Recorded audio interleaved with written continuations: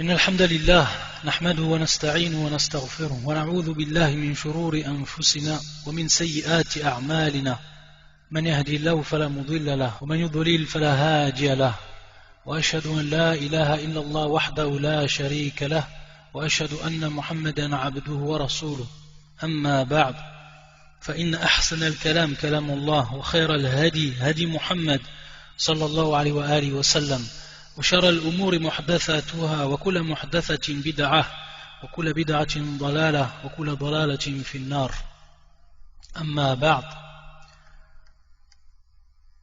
Donc on continue pour ce qui est du sujet de l'éducation des enfants et des droits qu'ont les enfants par rapport à leurs parents dans cette vie d'ici-bas, fi hadhihi dunya. Et on a vu durant les cours précédents al-i'tina, c'est-à-dire l'attention que l'islam a donnée pour l'éducation et pour les droits des enfants. On a vu les droits déjà avant la naissance de l'enfant et après sa naissance. Dès les premiers temps, dès qu'il apparaît au monde, on voit comment l'islam, de par ses règles et de par la sunna du prophète sallallahu alayhi wa sallam, elle a donné une grande attention à l'enfant. Et ces droits et cette tarbiya, c'est-à-dire cette éducation, elle va ensuite continuer jusqu'à la puberté de l'enfant, jusqu'à qu'il devienne pubère, et même après. Et c'est pour ça que al-mas'ouliya, mas'ouliyatu al-murabbin, mas'ouliyatu al-murabbin, c'est-à-dire la responsabilité. Donc la responsabilité de l'éducateur. Et l'éducateur, bien entendu, c'est dans la plupart des cas les parents. Ça peut être également l'enseignant, etc. Ceux qui vont avoir une place, une responsabilité de cette éducation. Et que cette éducation, elle est raccrochée à leur cou. Et qu'elle est lourde, qu'elle est importante. C'est une lourde responsabilité, la chèque. C'est une réalité qu'on ne peut nier. Elle va apparaître dans le ta'lim, c'est-à-dire l'enseignement, at-tawjih, les directives qu'on va donner à l'enfant de son plus jeune âge, at-tarbiya, l'éducation. Tout ça, ça va rentrer sous cette responsabilité. Et si celui qui mène à bien cette responsabilité, qui s'efforce de répondre aux attentes de cette responsabilité, et qui va déployer donc les efforts conséquents et nécessaires, et ceci avec une grande volonté, une grande application, consciencieusement, comme l'islam nous l'a demandé. Comme l'islam nous l'a demandé. Alors il faut qu'il sache, cette personne, que bien entendu avec le hajar, et on reviendra sur cette récompense qu'il va avoir et qu'il va prendre, il faut qu'il sache qu'il va jouer donc un rôle essentiel et primordial dans l'évolution et la constitution de l'individu même, et qu'il aura parfait l'élaboration de la famille vertueuse, d'une famille qui va être vertueuse, cette famille même qui est constituée de ces individus, qui est constituée de ces enfants-là. Et par conséquent, également, et à plus grande échelle, il va contribuer, et ceci de façon directe, à l'édification de la société musulmane, celle qui se veut exemplaire et un modèle, parce que ça commence dès le foyer. Ça commence dès le foyer, Dès le foyer, on applique la religion. Dès le foyer, on éduque nos enfants suivant la religion. Et c'est ainsi que la société, elle prend forme et qu'elle devient forte. Si ces bases-là, elles sont bien élaborées, elles sont bien édifiées. Et c'est par là que commence ce qu'on appelle al-islah. Al-islah, donc la réforme, c'est par là que ça commence. Et donc enseigner, donner les directives, éduquer nos enfants sur le droit chemin. Et en respectant ce qui est le plus important. Et bien entendu, lorsqu'on dit ce qui est le plus important, et pour toute personne qui aura compris l'islam comme il se doit, alors qu'il sache qu'il va commencer par la croyance, al-aqida, cette croyance, al-tawhid, al-ibada, cette adoration. Et on va revenir sur ces points-là et les détailler. Dans un hadith, muttafaqun alayh, qui est rapporté par l'imam al-Bukhari et l'imam Muslim dans leur authentique, Le prophète sallallahu alayhi wa sallam nous a fait prendre conscience de cette responsabilité. Lorsqu'il a dit salawatullah wa salamun alayhi ar-rajul ra'in fi ahlihi wa mas'ulun an ra'iyatihi.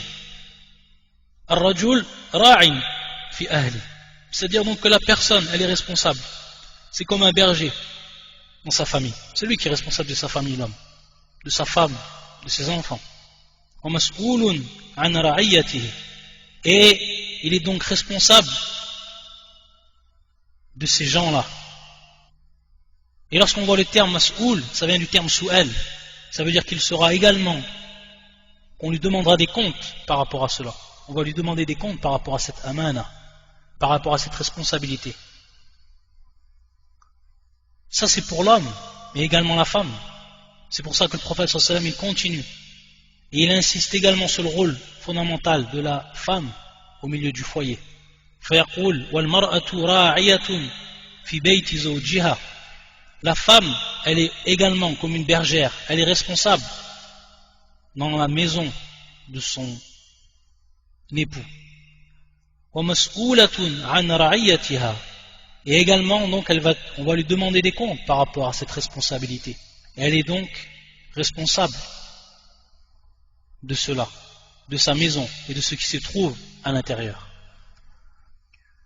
Et le prophète sallallahu alayhi wa sallam, il nous a fait prendre donc conscience de cette responsabilité, mais également raghaba fi, c'est-à-dire également le prophète sallallahu alayhi wa sallam, il a incité à porter cette responsabilité de la meilleure des façons.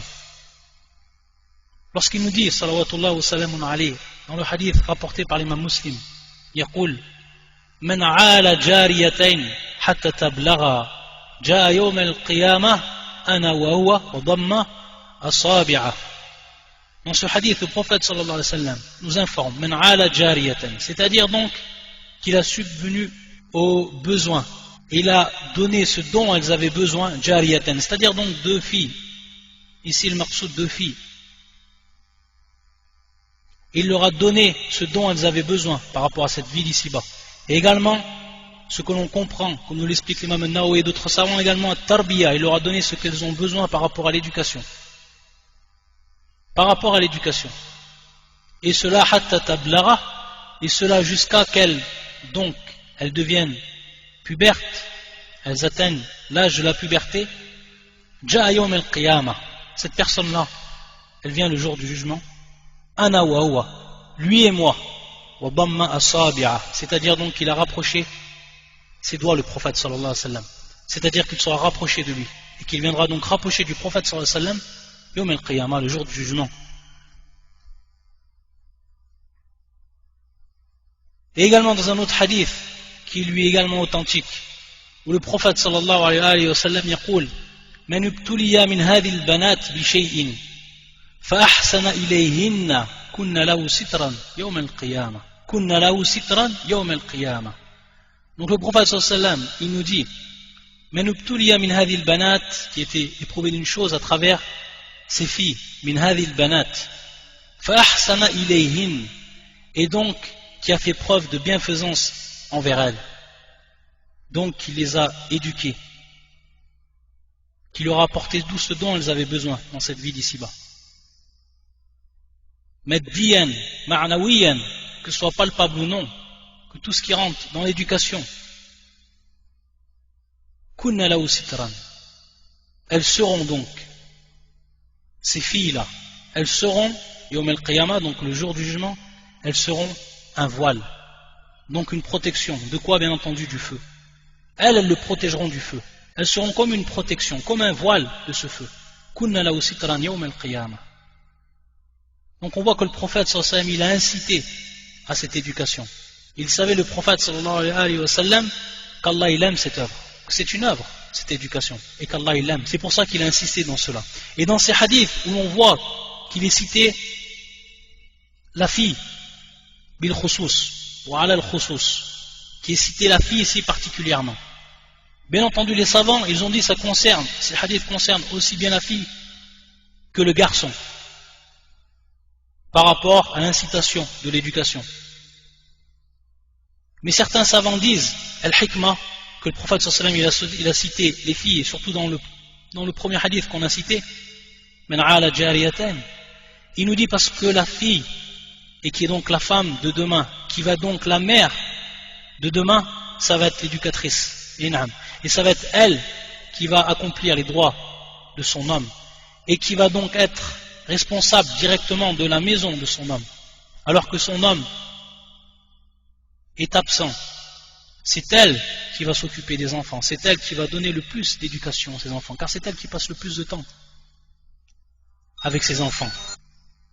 Et lorsqu'on regarde également ce hadith, regardez ce hadith pour nous faire prendre également l'importance de cette éducation et tout le bien qu'on va en tirer, et au contraire tout le mal qu'on va hériter si on délaisse cette éducation. Regardez dans ce hadith que tout le monde connaît, mais lorsqu'on y réfléchit, lorsque le prophète sallallahu alayhi wa sallam dit إذا مات ابن آدم انقطع عمله إلا من ثلاث, lorsque le fils d'Adam il meurt, lorsque l'homme il meurt, son acte ou ses actes vont être interrompus. Avec sa mort, il ne peut plus œuvrer dans cette vie d'ici-bas, c'est terminé. Inta, terminé, plus d'œuvre, plus possibilité d'accomplir des œuvres qui vont nous rapprocher d'Allah, qui vont nous faire rentrer dans son paradis. C'est terminé parce que la mort t'est venue. Mais il va te rester trois choses. Et parmi ces trois choses qui vont continuer à te donner des hasanat dans ta balance alors que tu es mort, qu'est-ce qu'il a cité le prophète sallallahu alayhi wa sallam? Un enfant salih. Comment il va être cet enfant? Salih, donc vertueux, et qui te fait des invocations, qui invoquent en ta faveur. Ces invocations, elles vont être pour ton bénéfice, et donc elles vont revenir dans ton intérêt. Waladin salih, regardez comme le prophète sallallahu alayhi wa sallam ici dans ce hadith il va mettre en avant l'importance de la tarbiyah, parce qu'un enfant dans la plupart des cas il va devenir salih si on l'éduque et si on lui apprend son din, si on dissipe de lui le jahl, c'est-à-dire l'ignorance, et si on l'éduque et donc on lui enseigne, comme on l'avait dit, il rentre dans cette responsabilité un ta'lim, l'enseignement, on lui enseigne le din, on lui enseigne les préceptes du livre, de la sunna, suivant la compréhension des pieux prédécesseurs. Waladin salih yad'ula, c'est-à-dire que non seulement déjà avant sa mort il va profiter de son enfant, déjà dans cette vie d'ici-bas, parce que ces doigts, c'est-à-dire ces invocations, non seulement il y a droit après qu'il meure, mais également avant qu'il meure. Ton enfant maintenant, si tu l'as bien éduqué, et dans ses prières il te fait des doigts, elles vont revenir, tu vas en bénéficier déjà dans cette vie d'ici-bas, et bien entendu dans l'au-delà. Donc si tu as fait bienfaisance envers ton enfant, al-ihsan li waladi, ou li waladik, donc si tu lui as donné la bienfaisance à travers donc cette éducation, alors sache que déjà dans cette vie d'ici-bas, tu vas en récolter les fruits. Lorsque tu vas vieillir, et lorsque tu vas avoir ton enfant qui vient t'aider dans toutes les affaires dont tu as besoin, qui va être là pour protéger tes biens, digne de confiance, qui va prendre soin de toi, qui va devenir même une source de repos et d'apaisement après une vie que tu as passée d'efforts et de fatigue, ça c'est une grande ni'ma. Ça c'est une grande ni'ma d'avoir autour de soi des enfants salihin, vertueux, et qui connaissent le droit de leurs parents, parce qu'ils les ont éduqués suivant les préceptes de l'islam, suivant l'iman. On va revenir bien entendu à cela. Et bien au contraire, ceux qui n'ont pas éduqué leur enfant comme tel, c'est-à-dire qu'ils ne les ont pas éduqués par rapport au tawhid, par rapport aux bonnes œuvres, par rapport au respect, par rapport aux attitudes dignes et vertueuses, au comportement honoreux, etc. Eux, quand ils vont vieillir, ça va devenir encore pire. Non seulement ils leur ont pourri la vie, mais en plus de ça, lorsqu'ils vieillissent, ils vont leur jouer peut-être des tours, ils vont même ruser contre eux, Wallah al-Musta'an, pour rendre, en fin de compte, à la fin de sa vie, à cette personne, ils vont lui rendre la fin de sa vie aussi pénible qu'elle ne l'a pu être. À cause de quoi? À cause qu'il a délaissé complètement l'éducation de ses enfants. Il ne peut s'en prendre en réalité qu'à lui-même. Wallah al-musta'an. Combien d'enfants on voit dans ce cas-là, et on regarde le passé, et on voit l'éducation qui a été donnée. Rien du tout. Wallah al-musta'an. Aucune éducation dans le din, rien. Al-jahl, l'ignorance. Et après on s'étonne. Et parmi les premiers points qu'on va citer par rapport à cette éducation, hadith tarbiya, ce qu'on appelle la tarbiyatul imaniya, la foi qui va être, ou plutôt l'éducation qui va être basée donc sur la foi. Une éducation basée sur cette foi, sur cette croyance, sur le tawhid, l'unicité d'Allah Azza wa Jal, ou sur l'iman sitta, les 6 bases de la foi.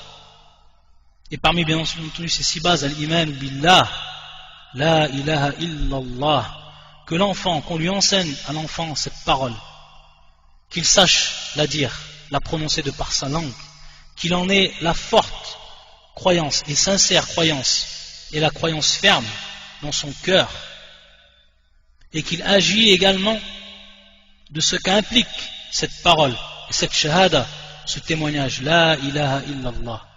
La première des choses, ça c'est commencer par ce qui est du plus important.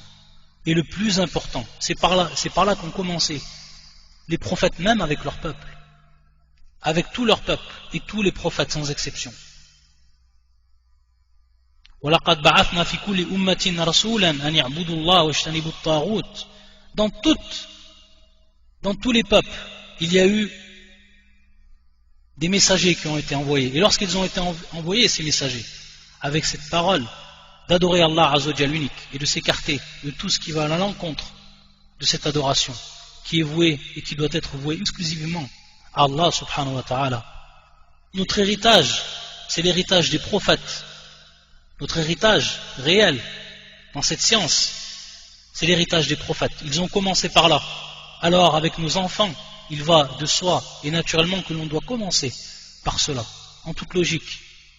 Et si on regarde maintenant les prophètes eux-mêmes et leur exemple, et comment ils ont éduqué leurs enfants, regardez ce verset du Coran qui va mettre en évidence l'éducation qui a été faite par un des grands prophètes de la religion du Tawhid, et qui est Luqman alayhi salam, lorsqu'il nous informe Allah subhanahu wa ta'ala, qu'est-ce qu'il a dit Luqman le sage, la sagesse. Regardez cette sagesse qui va se refléter, qui va apparaître dans l'éducation de son enfant, et ce qu'il va lui inculquer dès son plus jeune âge.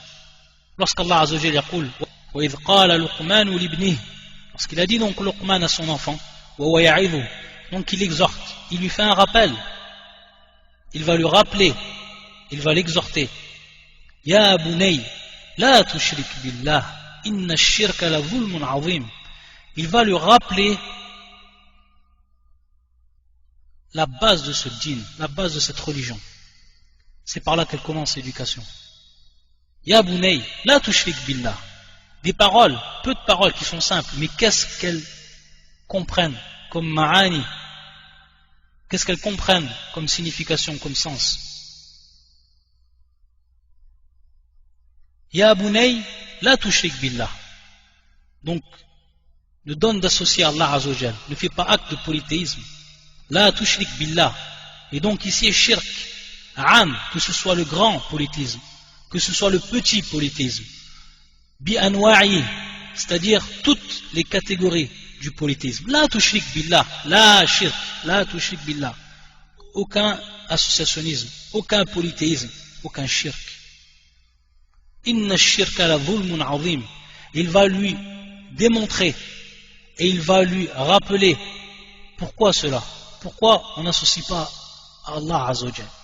Inna shirka la zulmun azim. Il va lui préciser que le shirk, que l'associationnisme, c'est une grande injustice, c'est la plus grande des injustices. La zulmun azim. Pourquoi cela? Lorsqu'on sait que az-zulm, on sait que az-zulm, c'est wab'u shay'in fi ghayri mawdi'i, c'est de placer quelque chose dans son emplacement qui n'est pas respectif, qui ne lui convient pas, qui n'est pas sa place. Ici, shirk, qui est tout simplement adorer un autre qu'Allah Azza wa Jal, quelle qu'elle soit une adoration, que ce soit une adoration de la langue, une adoration du cœur, une adoration des membres, une adoration, ibada, l'avouer à un autre qu'Allah Azza wa Jal, on a placé cette adoration qui était à la base vouée pour Allah subhanahu wa ta'ala. C'est lui qui mérite seul l'adoration. Ça c'est la base du tawhid. On l'a donc voué à un autre qu'Allah. Et on a donc placé cette ibada dans une place qui n'est pas la sienne. Donc on a fait preuve de zulm. Et c'est le plus grand des zulm. Regardez donc comment Luqman il va enseigner à son enfant. Il va lui rappeler la base des bases. Et il va donc être pour nous ensuite, les communautés qui viennent après lui, un exemple que l'on doit suivre à travers nos enfants, des siècles et des siècles après. Un exemple que l'on doit suivre et que le prophète sallallahu alayhi wa sallam a accompli et nous a également indiqué salawatullah wa salamun alayhi, et qui nous a rappelé lui aussi le prophète sallallahu alayhi wa sallam durant toute sa vie, du début de la prophétie jusqu'au dernier jour de sa vie, qui nous a rappelé l'importance du tawhid et qui nous a rappelé que c'était l'assas, que c'était donc la base même, et que découlait de cette base tous les actes, et que si cette base elle est mauvaise, tous les actes vont être mauvais. Comme une racine pourrie, les branches vont être pourries. Une bonne racine forte, les branches vont être fortes. Qu'est-ce qu'il a dit le prophète sallallahu alayhi wa sallam à Abdullah ibn Abbas radiyallahu ta'ala anhuma, alors qu'il était derrière lui? Il montait donc la monture du prophète sallallahu alayhi wa sallam, et il était donc se trouvait derrière lui. Qu'est-ce qu'il lui a dit le prophète sallallahu alayhi wa sallam? Regardez bien donc cette éducation qu'il va lui donner, alors qu'à ce moment-là Abdullah ibn Abbas il était jeune, c'était encore un très jeune enfant au moment où le prophète sallallahu alayhi wa sallam va lui parler. Qu'est-ce qu'il va faire le prophète sallallahu alayhi wa sallam? Il va lui prendre son cœur et il va guider ce cœur-là vers son Seigneur, vers le Seigneur des mondes. C'est ce qu'il va faire à travers ses paroles salawatullah wa salamun alayhi. Et regardez ce qu'on va en tirer, et regardez ce peu de phrases mais ce qu'elles contiennent comme éducation, et qui sont donc les bases, wallah elles sont les bases. Qu'est-ce qu'il va lui dire? Et regardez l'usloub, regardez donc la façon de faire et la méthode qui va être employée par le prophète sallallahu alayhi wa sallam. Ya Ghulam, donc il va l'appeler Ya Ghulam, ala u'allimuka kalimatin yanfa'uka Allahu bihin. Il va lui dire, je vais t'enseigner. Regardez ici l'enseignement, parce qu'on a dit que sous cette responsabilité il y avait l'enseignement, tarbiya, ta'lim, des directives qui vont être données, et que c'est des choses qui sont inhérentes les unes aux autres. Ala u'allimuka kalimatin yanfa'uka Allahu bihin. Allah Azza wa Jal, il va t'en faire profiter, et elles vont être utiles pour toi, non seulement dans cette vie d'ici-bas, mais également dans l'au-delà, dans la vie d'ici-bas et dans l'au-delà. Faqultu bala. À ce moment-là, lorsque il va venir avec ce usloub, il va lui montrer l'importance que ces mots vont avoir, que ces paroles qui vont être perçues par les oreilles de Ibn Abbas, elles vont être importantes, et ceci d'un haut degré. يقول فقال النبي صلى الله عليه وسلم احفظ الله يحفظك احفظ الله تجده أمامك وفي رواية تجاهك تعرف إلى الله في الراحة يعرفك في شدة في شدة إذا سألت فاسأل الله وإذا استعنت فاستعن بالله واعلم أن الأمة لو اجتمعت على أن ينفعوك بشيء لم ينفعوك إلا بشيء قد كتبه الله لك وإن اجتمعوا على أن يضروك بشيء لم يضروك إلا بشيء قد كتبه الله عليك رفعت الأقلام وجفت الصحف. Dans ce hadith, le prophète sallallahu alayhi wa sallam, et ces mots qu'il va employer, il va lui dire ihfadillah yahfad. Regardez les premiers termes qui vont être employés par le prophète sallallahu alayhi wa sallam. Il va lui rappeler billah, il va lui rappeler Allah Azza wa Jal, et donc il va lui remplir le cœur de l'iman billah, il va lui remplir son cœur du tawhid, il va lui remplir son cœur de l'ikhlas, il va lui remplir son cœur de l'ubudiyya, l'adoration d'Allah Azza wa Jal, la soumission à lui, il va lui remplir son cœur de tawakkul. Les savants, lorsqu'ils ont expliqué ce hadith, ils ont dit ma'na ihfadh hudud Allah wa huquqah wa awamirah wa nawahi. Donc prends soin, ihfadh, prends soin et garde les limites d'Allah Azza wa Jal. Donc ne dépasse pas les limites d'Allah subhanahu wa ta'ala. Wa huquqah, et également ses droits. Donc fais attention, prends garde de ces droits. Protège ces droits-là. Et le plus grand des droits, Haqqullah ala al-ibad, qui est le droit d'Allah Azza wa Jal sur ses créatures. An ya'buduhu wa la yushriku bihi shay, qu'il l'adore et qu'il ne lui associe rien du tout. Ça c'est le plus grand des droits. Et tous les autres droits d'Allah Azza wa Jal. Donc al-hudud, al-huquq, et également l'awamir, également les obligations, les prescriptions d'Allah Azza wa Jal et de son prophète, wa nawahi, et également les interdictions. Ihfadillah yahfad. Ça c'est la première parole du prophète sallallahu alayhi wa sallam, qui est ici en tant que murabbi, qui est éducateur ici et enseignant, salawatullah wa salamun alayhi. Et lorsqu'on revient à ce terme al-hifz, donc le fait de protéger, le fait de garder, le fait d'y faire attention, etc., tout ce que peut contenir ce terme-là, on va voir que parmi également al-awamir et également ce qui rentre fil huquq, donc l'adoration d'Allah Azza wa Jal, c'est la prière, as-salah. Et c'est pour ça que Allah subhanahu wa ta'ala dans le Coran, ماذا يقول حافظوا على الصلوات والصلاة الوسطى. Également il dit والذين هم على صلاتهم يحافظون. Donc on voit également le terme encore employé ici, al-hifz. Al-hifz, حافظوا, ici le verbe يحافظون. Et ça concerne ici les prières. Donc prenez attention et faites attention aux prières et accomplissez donc de manière continuelle ces prières. Au salat il-wusta, qui est bien sûr la prière du milieu, donc la prière de l'asr, comme cela est venu, l'explication du prophète sallallahu alayhi wa sallam lui-même. Walladhina hum ala salatihim yuhafidhun.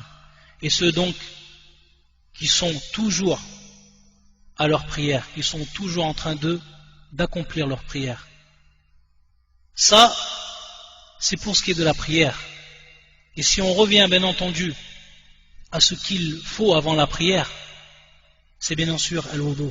Et on va voir que même ce terme il a été employé, c'est-à-dire le terme al-hifz, par le prophète sallallahu alayhi wa sallam, et pour ce qui concerne al-wudu, pour ce qui concerne donc les ablutions. Où le prophète sallallahu alayhi wa sallam, dans ce hadith qui est rapporté par l'imam Ahmad et d'autres, et qui est un hadith authentique, il dit la yuhafidh ala al-wudu illa mu'min, c'est-à-dire le croyant où personne n'accomplit, ne préserve donc cette wudu qui est donc l'ablution, si ce n'est un croyant, si ce n'est le croyant. Donc regardez le terme encore employé, la yuhafidh ala al-wudu illa al-mu'min, sauf le croyant. Wa al-hifz, c'est-à-dire donc ce terme-là, comme le dit, ou comme le prophète sallallahu alayhi wa sallam lui-même nous l'enseigne dans ce hadith qui est rapporté par l'imam Ahmad au Tirmidhi, et qui est un hadithun hasan, يقول النبي صلى الله عليه وسلم الاستحياء من الله حق الحياء. Al-istihyaou min Allahi haqqul haya, c'est-à-dire donc avoir honte d'Allah Azza wa Jal et être pudique envers Allah Azza wa Jal, haqqul haya, c'est réellement al-haya, c'est réellement donc la pudeur. Et qu'est-ce que cette haya, qu'est-ce que donc cette pudeur, an yahfadh, et on voit ici le terme employé, al-hifz, an yahfadh ar-ra'sa wa ma wa'a, c'est-à-dire qu'il protège et qu'il préserve sa tête et ce qu'elle contient. Et qu'il également il préserve son ventre et ce qu'il comprend. Et al-maqsoud bir-ras, comme expliquent les savants, as-sam', al-basar, al-lisan. Donc an tahfaz as-sam', ton ouïe, ton audition, al-basar, tes yeux, ta vue, al-lisan, ta langue, min al-muharramat, de ce qui est interdit. Et al-maqsoud bil al-batn, donc ce que tu vas incurgiter, ce que tu vas donc prendre comme nourriture, et également ce qu'il va comprendre, comme al-qalb et autres. Et c'est pour ça qu'Allah Azza wa Jalla yaqul Inna as-sam'a wal-basar wal-fu'ada kullu ulaika kana anhu mas'oula. C'est-à-dire donc as-sam', al-basar, al-fu'ad, tout ici est réuni. Que ce soit donc la vue, que ce soit l'audition, que ce soit le cœur, tous seront donc interrogés. Tous ils auront à rendre des comptes. Tous ils auront une responsabilité. Ça c'est l'hifz. C'est pour ça que le prophète sallallahu alayhi wa sallam il a insisté, il a choisi ce terme. Il l'a rendu général. Ihfazillah yahfazuk. Et donc à travers cela, le prophète sallallahu alayhi wa sallam, dans cette éducation qu'il va lui donner, de par ses paroles, et c'est au djihad, ces directives-là, il va revenir, le prophète sallallahu alayhi wa sallam, à cette fitra. Inam. Il va revenir à cette fitra. L'homme, c'est-à-dire que chaque enfant, il va naître suivant cette fitra. Cette fitra. Et donc le prophète sallallahu alayhi wa sallam, il va lui apporter par ces paroles-là cette lumière. Il va donc préserver ainsi cette fitra. Nour ala nour. Donc lumière sur lumière. Nourun ala nour. Yahdillahu li nouri man yasha. Lumière sur lumière, Allah Azza wa Jal, il guide à sa lumière qu'il veut, subhanahu wa ta'ala. Et c'est pour ça que les savants également, ils ont cité une grande faïda. Ils ont dit que, à tout moment, le père ou la mère, l'éducateur, à tout moment et à toute occasion, ils ont la possibilité d'implanter Ghars al-Iman, d'implanter cette foi dans le cœur de l'enfant. À tout moment. Enam. À chaque moment. Lorsque tu vois une belle création, à titre d'exemple, de le rappeler à l'enfant, qui c'est qui a créé cela? Donc de lui rappeler al-Iman billah, et ici, plus précisément al-Rububiyya, c'est-à-dire donc l'unicité d'Allah Azza wa Jalla dans sa seigneurie, dans sa souveraineté, subhanahu wa ta'ala. Lui rappeler quel est le créateur de tout cela. Et ensuite, directement après, lui rappeler, c'est pour ça qu'on adore Allah Azza wa Jalla. C'est pour ça que cela implique, cette Rububiyya, elle implique l'ibada, elle implique donc qu'on adore Allah Azza wa Jalla. Des choses qui sont simples et naturelles à comprendre et qui reviennent à la fitra de l'enfant. Et ça, lui rappeler, toujours lui faire un rappel à dhikr. Et non. Le Coran il est nommé comme un dhikr, le Coran il est nommé comme un rappel, et l'enfant il a besoin de rappel, et c'est comme ça qu'il va être éduqué, toujours par ce rappel. Et pour ce qui est de la prière, lorsqu'on a parlé d'al-huquq, al-awamir, on a parlé d'al-hudud, pour ce qui est de la lumière, pour ce qui est de la prière, il faut savoir que la prière, elle a une grande place également dans l'éducation. Pourquoi? Parce que la prière, on sait que ça vient directement après Shahadatain, ça vient directement après donc. Et c'est pour ça qu'Allah Azza wa Jalla yaqul wa'mur ahlaka bis-salah wastabir 'alayha. Il a dit subhanahu wa ta'ala son prophète, il lui a ordonné wa'mur ahlaka bis-salah, d'ordonner, donner comme ordre à sa famille de pratiquer donc la prière, de l'accomplir. Wastabir 'alayha, et d'être donc persévérant par rapport à cette prière-là, de la préserver. An yahfaz as-salah. Et donc qu'il préserve cette prière, al-hifz. Et c'est également pour ça que le prophète dans le hadith, dans un hadith Hassan, où le prophète yaqul, rapporté par l'imam Ahmed ou Abu Daoud et d'autres encore, Muru awladakum bis salah wa hum abna'u sab'a sinin. Wa hum abna'u sab'a sinin. C'est-à-dire donc, obligez vos enfants à faire la prière alors qu'ils ont 7 ans. Donc, dès qu'ils ont 7 ans, obligez-leur à faire la prière. Et donc, également, les habituer bien avant, donc les habitudes du plus jeune âge, que ce soit donc ici un ordre à partir de 7 ans, mais également avant que l'enfant, il ait pris déjà cette habitude, qu'il prenne cette habitude. C'est-à-dire donc,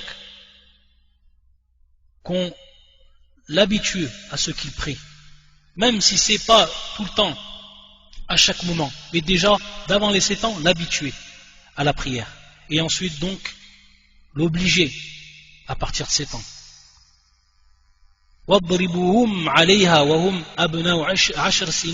Et ensuite donc les frapper donc s'ils n'accomplissent pas cette prière alors qu'ils ont 10 ans. Donc on voit ici une autre étape, et on voit donc ici l'importance qui va être donnée à la prière, que si à partir de 10 ans ils ne se sont même pas encore habitués à la prier comme il se doit, et les 5 prières, alors wadribuhum alayha, donc d'aller jusqu'à les frapper pour qu'ils s'habituent malgré eux à cette prière. Et bien entendu cela va être accompagné, et comme on le verra Inch'Allah, d'autres choses, c'est-à-dire par l'enseignement et également les directives, pas simplement bidjal, simplement leur dire prier, ne pas savoir qu'est-ce que veut dire aslan, prier, pour qui, sans qu'ils connaissent leur Seigneur, un minimum, les bases minimum du tawhid, etc. Donc bien entendu tout va de soi et tout est inhérent par rapport au dîn, par rapport à la religion, lorsqu'on voit les directives du Coran, les directives de la Sunna, tout est un ensemble.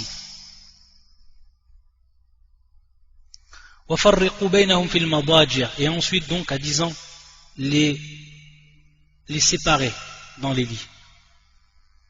Et il faut savoir, et on revient à l'ajr et on insiste dessus, wallah, cela est motivant, in'am, c'est une source de motivation lorsqu'on connaît l'ajr qu'il y a par rapport à l'éducation des enfants et par rapport à les éduquer dans le dîn, dans la prière, dans cette prière.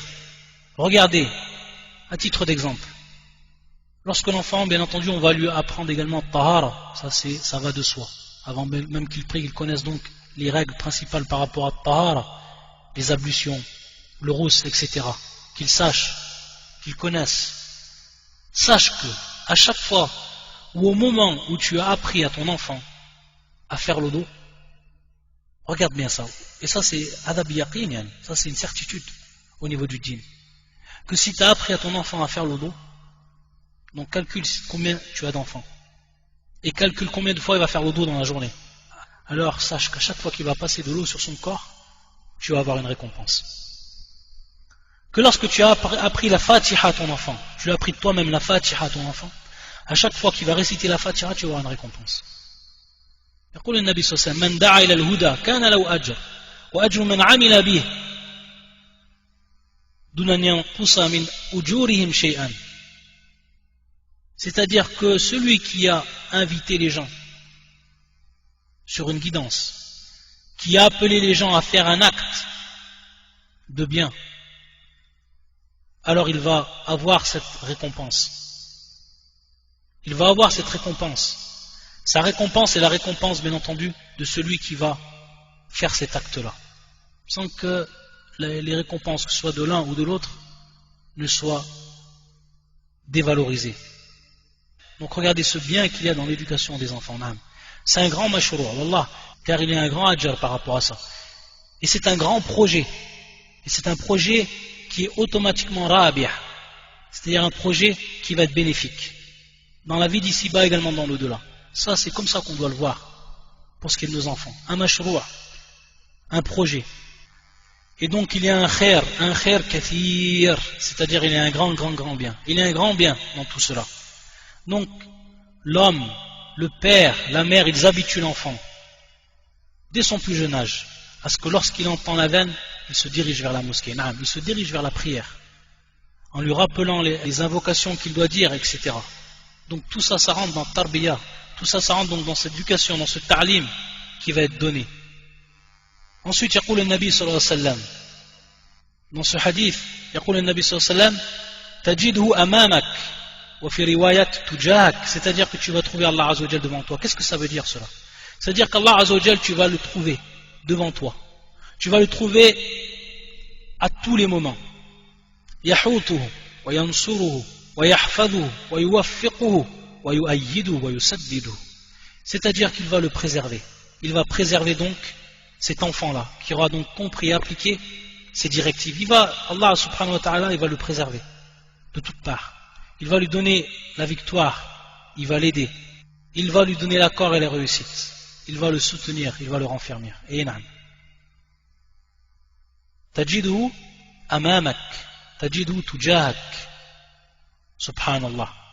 Et donc à ce moment-là, bien rappeler à l'enfant, et c'est ce qu'on va comprendre également de cette parole du prophète sallallahu alayhi wa sallam qui fait prendre conscience à Ibn Abbas dès son plus jeune âge, qu'Allah Azza wa Jal, il nous voit et nous entend, et qu'il est avec nous, subhanahu wa ta'ala, al-ma'iyya, que ce soit al-ma'iyya al-'amma, comme yaqul Allah Azza wa Jal, wa ma'akum aynama kuntum. Ça c'est al-ma'iyya al-'amma. Donc, lorsqu'Allah Azza wa Jal est avec nous, de façon générale avec tout le monde, et qu'il sait ce qu'ils font les êtres. Allah Azza wa Jal sait tout, et il voit tout, il entend tout, subhanahu wa ta'ala. Il est avec nous, dans ce sens-là, subhanahu wa ta'ala. Donc à ce moment-là, l'enfant, lorsqu'il sait cela, tout simplement ça fait naître en lui al-muraqaba, qu'il sache qu'Allah Azza wa Jal le surveille, subhanahu wa ta'ala. Ça c'est également une grande tarbiya qu'il faut donner à l'enfant, et lui inculquer cela, et l'éduquer suivant cela. Et également al-ma'iyatul khassa, qu'Allah Azza wa Jal est avec lui de façon particulière. Cette ma'iyya al-khassa, et qui est spéciale pour les croyants, celle-là, qui est spéciale pour les croyants. Comme Allah Azza wa Jalla yaqul, idh yaqulu li sahibi la tahzan, inna Allah ma'ana. Lorsque le prophète sallam, il a dit idh yaqulu li sahibi, lorsqu'il a dit donc à Abu Bakr, lorsqu'il a dit donc à son compagnon, la tahzan, ne sois pas triste, ne t'attriste pas, inna Allah ma'ana, Allah Azza wa Jalla est avec nous. C'est-à-dire, comme on l'a cité auparavant, c'est lui qui va nous donner la victoire, c'est lui qui va nous donner son accord, sa réussite, qui va nous préserver, qui va nous raffermir, qui va nous soutenir, subhanahu wa ta'ala. Ça aussi c'est important qu'il le sache, et c'est dans ces paroles-là prophétiques qu'on va retrouver tous ces sens-là. Ensuite il a dit le prophète sallallahu alayhi wa sallam, idha sa'alta fas'alillah, lorsque tu demandes, demande à Allah azza wa jal, in'am. C'est-à-dire qu'on inculque et qu'on éduque l'enfant à ce qu'il demande à Allah azza wa jal, et qu'il sait que tout appartient à Allah dans sa royauté, subhanahu wa ta'ala. Qu'il demande donc à Allah, subhanahu wa ta'ala, et qu'il délaisse donc ce qu'il y a dans la main ou dans les mains des êtres humains. Donc que son cœur soit accroché à Allah, et que lorsqu'il demande, qu'il demande à Allah, subhanahu wa ta'ala. C'est pour ça que dans un hadith, lorsque le prophète sallallahu alayhi wa sallam nous dit dans ce hadith qui est Hassan, qui est convenable, qui est acceptable, yaqul man lam yas'alillah yaghdab alayh. Celui qui ne demande pas à Allah azza wa jalla, la yas'alillah. Celui qui ne demande pas, qui n'invoque pas Allah Azza wa Jal, qui ne se tourne pas à Allah Azza wa Jal dans toutes ses demandes, Allah Azza wa Jal se met en colère contre lui, se fâche contre lui, subhanahu wa ta'ala. Al-ghadab. Man la yas'alillah yaghdab alayh. Regardez donc l'importance de demander à Allah Azza wa Jal et d'invoquer tout le temps Allah Azza wa Jal, de placer notre corps et de placer notre cœur en sa direction. Ensuite il dit le prophète sallallahu alayhi wa sallam, et si tu demandes donc l'aide, demande l'aide à Allah Azza wa Jal. De même, encore, toujours que le cœur soit tourné vers Allah Azza wa Jal. Inam, iyyaka na'budu wa iyyaka nasta'in, al-isti'ana, demander à Allah Azza wa Jal. Et on va comprendre à ce moment-là, demander cette aide-là. Talab al-aun, an-nasta'in, demander donc l'aide. Il faut savoir qu'à partir de là, et faire comprendre également à l'enfant que rien, tu ne pourras rien faire par rapport à l'adoration, si ce n'est qu'avec la permission d'Allah Azza wa Jal. Et bitawfiqillah, de par l'accord d'Allah subhanahu wa ta'ala. Et qu'il est le seul, et dans le deuxième sens qu'il est le seul subhanahu wa ta'ala, an yu'inuk, qu'il t'aide donc dans cette adoration. Et qu'il t'aide donc dans ce qui est de al-masalih, que ce soit les intérêts de cette vie d'ici-bas, que seul Allah Azza wa Jal est celui qui t'aide, ou al-mu'in, celui qui t'aide. Ça aussi il faut l'indiquer, il faut l'inculquer à nos enfants, et de manière constante, pour faire grandir cet enfant, suivant donc cet iman qawi, une grande iman, et c'est avec ça qu'il va réellement réussir, et qu'il va se préserver dans cette vie d'ici-bas. Pas avec al-mal, pas avec les euros, pas avec la place dans la société. Là, qabla kulli shay bil iman. Qabla kulli shay bil iman. Wallah Azza wa Jal sayaftah lahu. Wa man yattaqillah yaj'al lahu makhraja. Celui qui craint Allah Azza wa Jal, il lui ouvre les portes. Allah Azza wa Jal lui ouvre les portes.